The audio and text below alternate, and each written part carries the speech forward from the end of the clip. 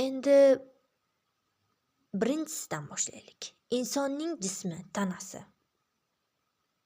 U organlardan tashkil topgan, turlicha yurak, buyrak, miya, qo'l, oyoq, tomoq, ko'z, bu va hokazo.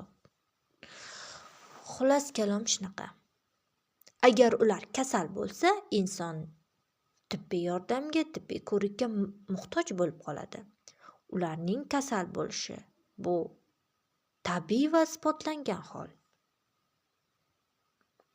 Inson tana a'zolari kasal bo'lganda tibbiyotga, shifoxonaga, meditsinaga murojaat etadi va tibbiy yo'l bilan u muolaja olib tuzaladi. Endi birinchi meni aytgan mavjudligim o'z isbotini topdi. U hamma uchun ko'rinadi va kasal bo'ladi va tuzaladi.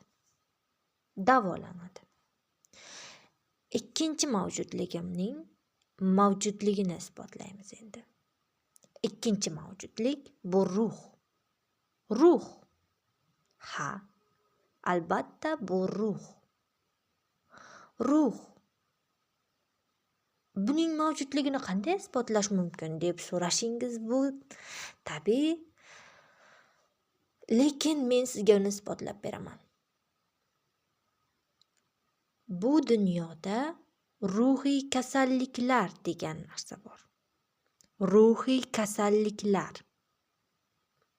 Demak, ruh kasal bo'lib qolganda, u ruhiy kasalliklar shifoxonasiga olib boriladi.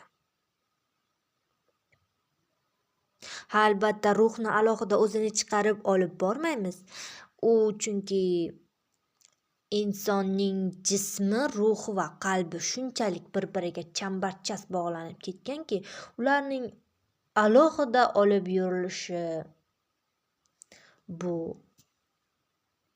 tabiiy holat emas. Shunday ekan,